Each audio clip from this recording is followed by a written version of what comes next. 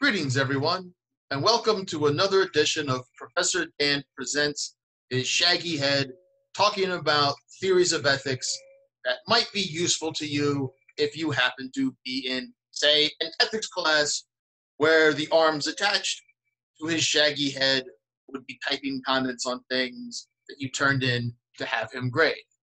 Today, we'll be talking about a theory called utilitarianism. Utilitarianism is a word which is hard to spell and which your spell check probably will not like. It is also a moral theory based on the outcomes of actions. So today we'll be talking about what that means and how the theory works, what are some of the common problems that people have with the theory and what the theory has to say.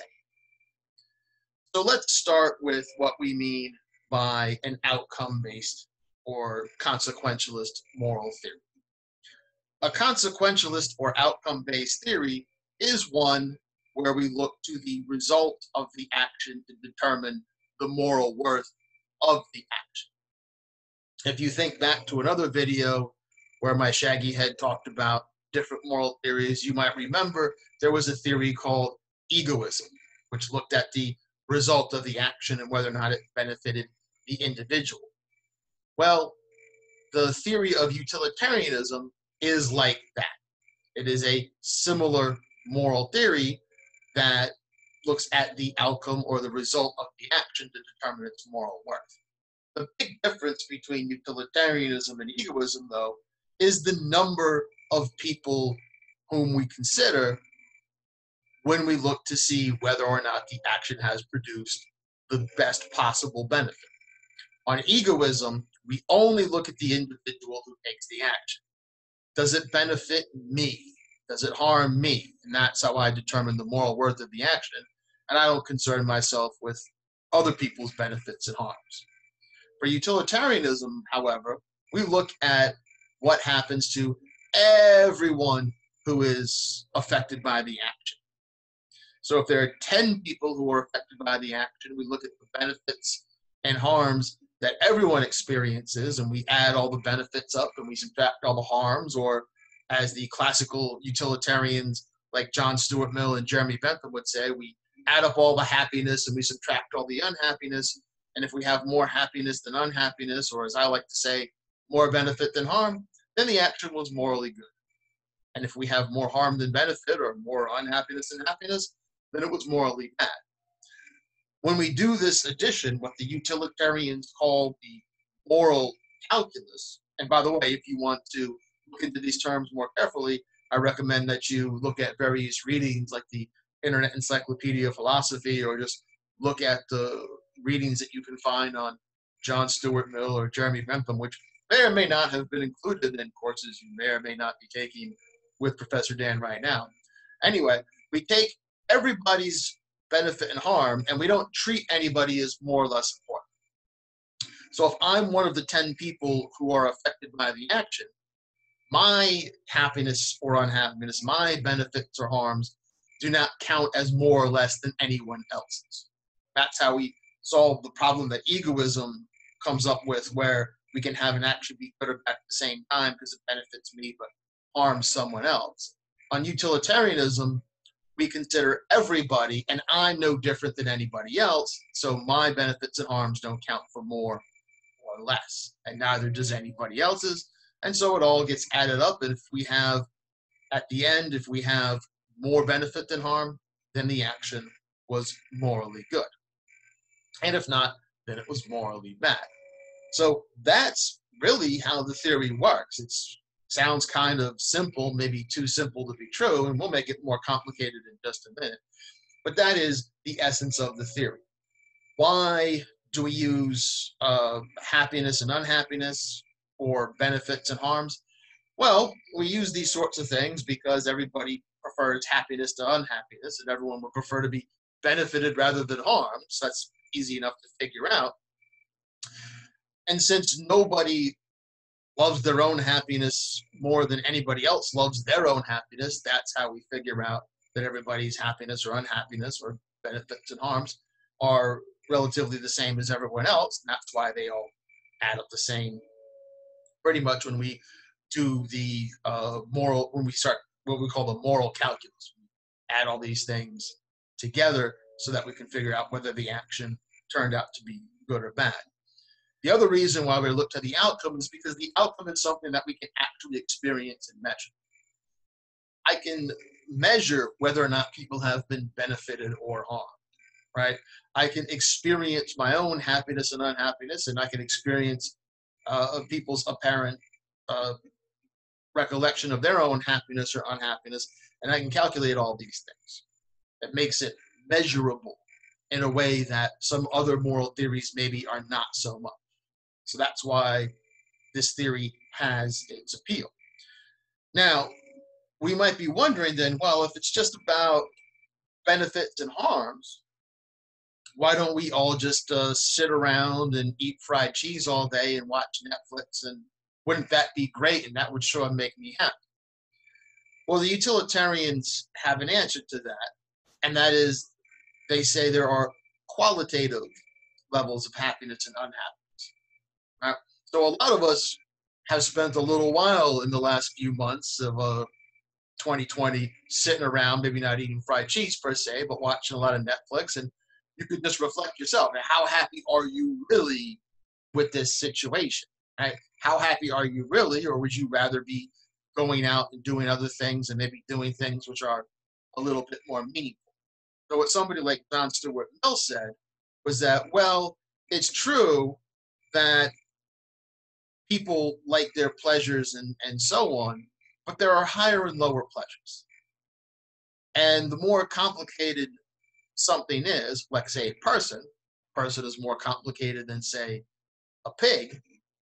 The more complicated something is, the higher the pleasures needed to make that thing actually satisfying. So it takes more to satisfy a person, and a person is more satisfied by higher level benefits or happiness or pleasures than lower level. And we know this because those who've experienced both will tend toward the higher things. So one example that we like to use, in a not at all self-serving way, is to say, look at people who've become educated. Education is a higher order benefit.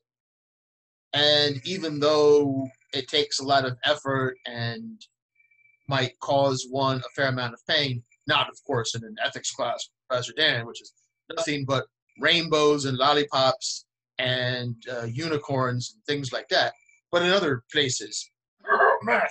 Anyway, other areas we might have some pain, but it's worth it. And everybody that's educated will tell you it's worth it, or almost everybody. There might be an exception here or there.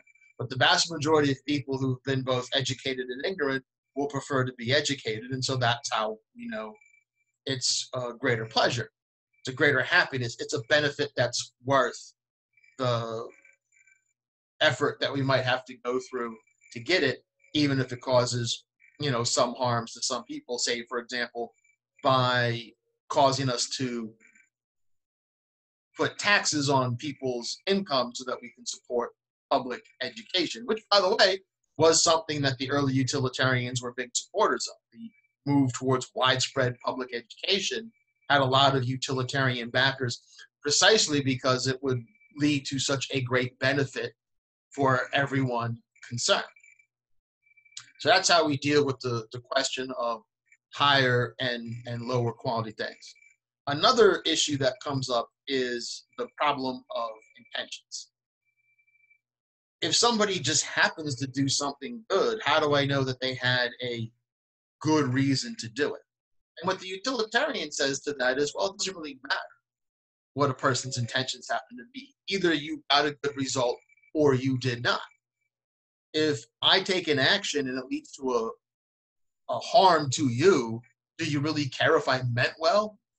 Right? If I meant well, but as a result of my action, you're injured in some way, my well-meaning, my intending to do you a benefit doesn't actually remove your injury, now does it? That's what the utilitarian will say. And besides, we can't measure people's intentions. Right? Either I have benefited you, or the action has benefited you, or it hasn't. If it does, and I did it for some ulterior motive, what do you care if you got benefited?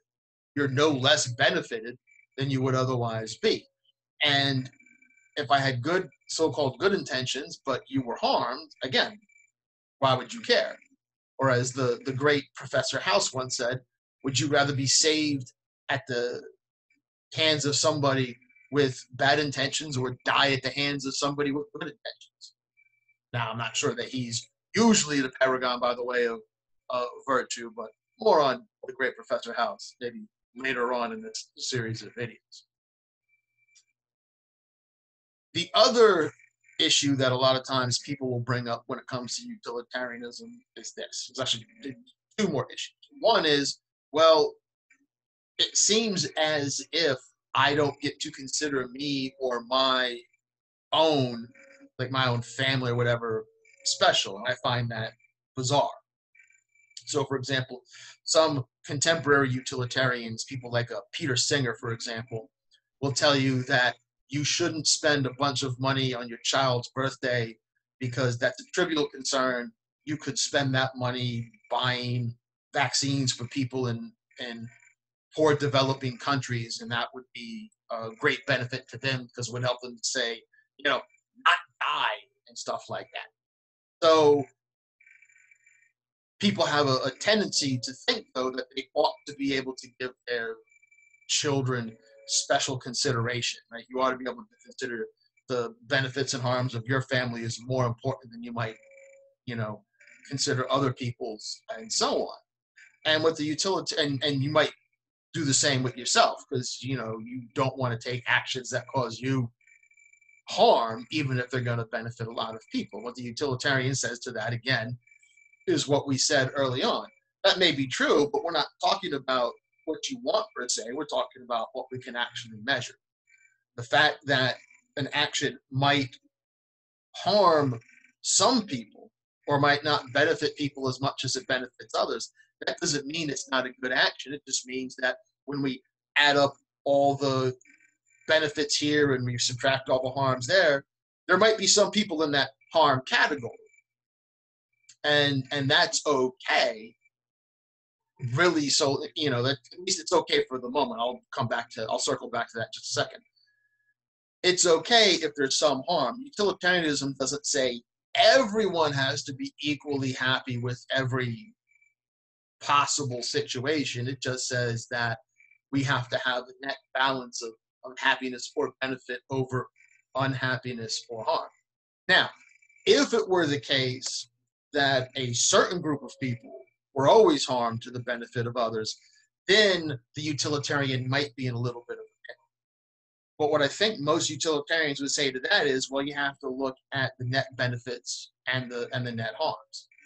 If some people are made to suffer tremendously so that other people receive some kind of a benefit, but that benefit is not tremendously great, it might actually, by the way, be a smaller benefit than it would be if that other group of people were not made to suffer that way, then the utilitarian would say that that action was morally wrong. Give you an obvious sort of example here.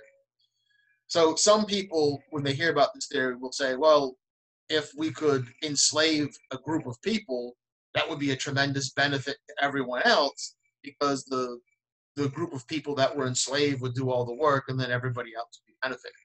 So I'll take a different historical example of that because that might help take away some of the very real emotional harms done by slavery in the U.S.'s history.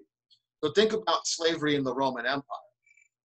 The Romans conquered a bunch of people, and basically they had slaves doing all their work, and that might look like a benefit because then Roman citizens didn't have to do anything. But it was a really minor benefit because they had nothing to do, and they just sat around and got really lazy, and then the empire fell apart. So it didn't really help them out as much as if all the Romans would have had something to actually go about doing. Right? So even though it might seem at first glance like utilitarianism would justify some pretty horrific practices, it really doesn't when you just dig a little bit deeper down and see that no, that the benefit that is caused by the harm, by the very huge harm to other people, is actually very small compared to the harm that's caused. Because you also have to measure the intensity of the harm. right? Being enslaved would be a huge harm, right? Whereas, getting to sit around doing bread and circus all day would be just at best a very minor benefit. And so that's how the utilitarian will address that particular point. So that's pretty much how utilitarianism works. There's some other finer points that you can get if you just go look at various readings, which if you're watching these videos, you may or may not have been assigned by the head talking in these videos. Right? But that's the basics of the theory, right? We look at outcomes, we measure the benefits, and we subtract the harms. If we have a net overall benefit or happiness, then the action is morally good. But, and this is key, it's not morally good until we know what the result is. And this actually leads to a final point I want to mention. Sometimes we don't know what the result is going to be, or sometimes it changes over time. So we thought an action would be beneficial, but it turned out to be harmful, or it turned out to just not be beneficial. So it was either morally nothing, or maybe it was just a waste of time. Let me give you an example with that. So once upon a time, there was a law which was passed, which has come to be known as Obamacare. And that's where people tried to destroy everybody's freedom by requiring them to have health insurance so they could go to the doctor when they were sick, which apparently took away freedom somehow. Anyway, one of the provisions of this law was that restaurants would have to start putting calorie count information on their menus in the same font, size, and style as the names of the foods and so on.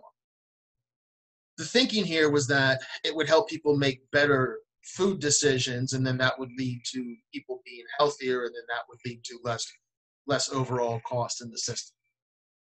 So that, from a utilitarian standpoint, that law would end up being morally good if it in fact did change anybody's behavior, and if people were therefore made healthier, even if it corresponded to some change in behavior that we could even remotely try to trace it. Right, then it would be good. It would justify the small harm of having to change your menus and find out how many calories were in your food just in case the restaurant didn't already know. It seems like a good idea. Unfortunately, as it turned out, knowing the calorie count on food items changed basically nobody's behavior at all. Everybody still ate all the same food, and it had no effect whatsoever. And we didn't know that, but after a few years, it became pretty clear that nobody pays the least bit of attention to any of these things, and people are just going to eat what they want to eat anyway. So therefore, from a utilitarian standpoint, it turned out not to be good. I mean, it wasn't super duper bad. It was just a tiny little bit because of the cost and the trouble that people went to. But it certainly wasn't good. And that's the sort of thing that sometimes happens, and that's why you have to wait for the result. And sometimes a later understanding of the result might change the moral worth of something early. So that's utilitarianism in a nutshell. So I hope that you found that enjoyable. And if you, as always, happen to be in one of Professor Dan's classes, you can always ask questions and do all your readings. But for now, that's it for Professor Dan's Shaggy Head talking about utilitarianism. So we'll see you when we see you.